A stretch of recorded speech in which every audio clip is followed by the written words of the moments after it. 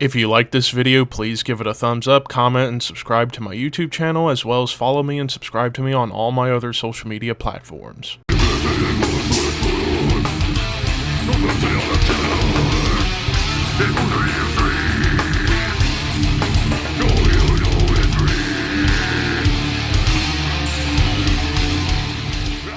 What's up, Thrashers, and welcome back once again to the Thrash Maniac 99 YouTube channel, and I am back with another album review for you guys. And today I'm talking about a band that I've been needing to check out for a while now, but I just never did until now with a new album, and this is Angelus Apatrida with Aftermath.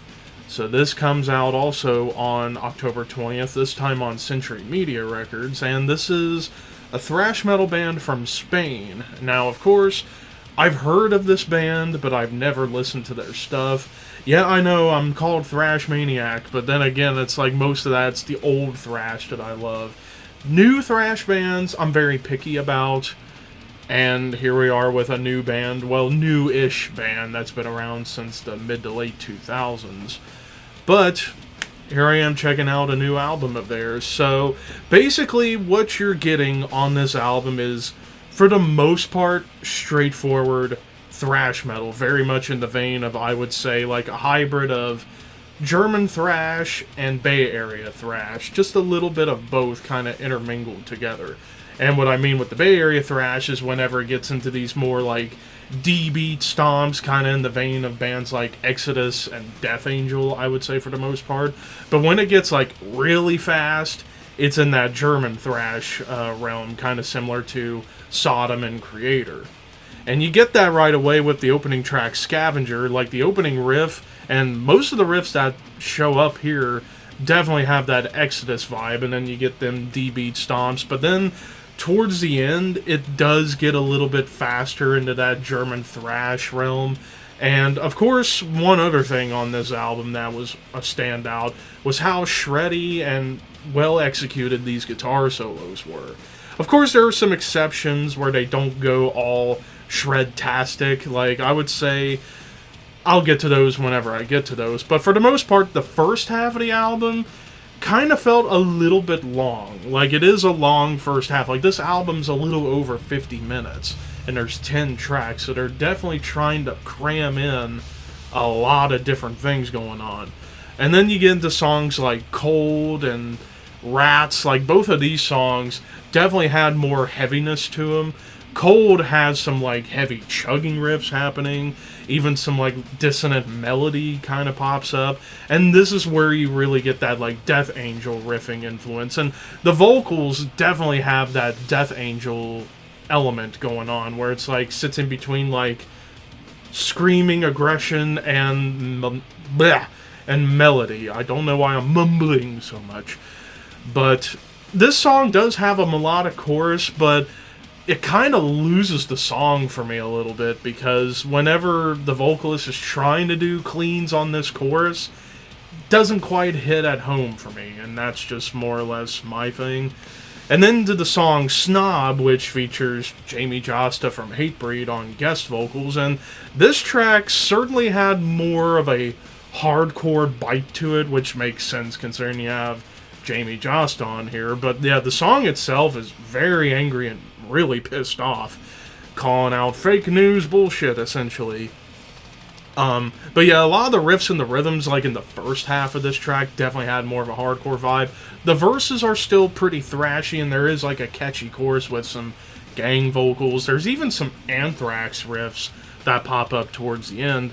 And then even the solos here the solo here is quite harmonized, I must say. Now, Fire Eyes, this track introduces one thing that happens a couple of times, and that's some clean guitar work. And then I love how it builds tension back into some more D-beat stuff and more hardcore and shred happening. Now, Rats, this song totally reminded me of Megadeth a little bit with a lot of these riffs, and it's a little more of a anthemic tune, I would say.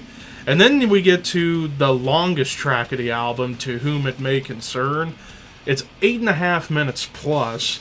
The structure of it kind of similar to Master of Puppets, I would say, in the way it's put together. Like, it starts off, well, maybe not in the beginning, but the way the song's constructed afterwards. The beginning, somber, clean guitars and even clean vocals that are harmonized and were well done. But then after that, it gets into this, like, beautiful melodic riff that made me think of Modern Creator. And then it gets really fast and furious, and then you get into the bridge where they slow down to an almost doom-laden melody. And even the solo here was quite beautiful and atmospheric, definitely feeling like something you would hear from, I would say, Kirk Hammett, maybe even John Petrucci to some extent. But then it ends on a more aggressive note, which was really cool, which is why I say the structure of this song kind of reminded me of Master of Puppets and the way it was put together.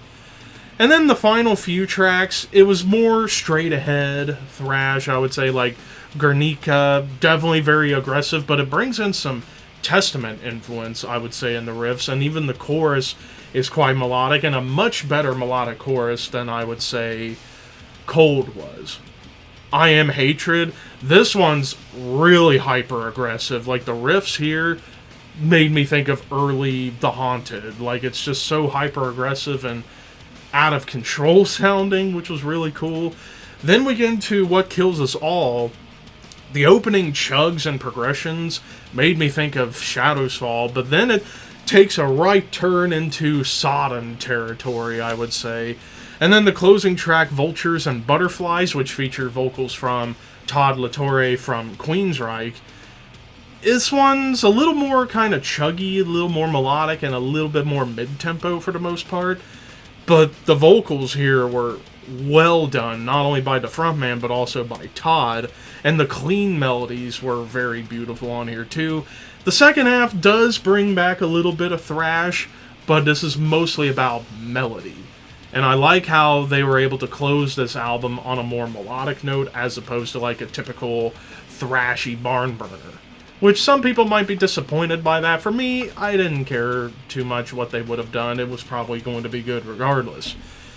So as far as any complaints, I will say the production might, like in the mix, it might be a little compressed. After all, it was Chris Zeus Harris who did the mix and the mastering for this album, so it might be a little bit compressed to fit into what Zeus does. And then some of the songs do kind of sound a little bit similar to one another in the riffing department, but they're able to change certain things up by adding clean melodies, clean vocals, more atmospheric solos. So they're able to switch up stuff here and there, but just a lot of the thrashy riffs just kind of felt a little bit repetitive.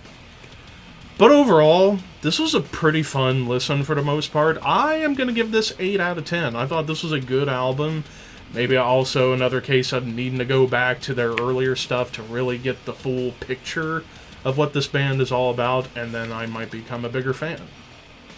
But of course, this is all just my opinion. What did you guys think? Let me know in the comments below, and until next time, keep your horns high and your dreams wet.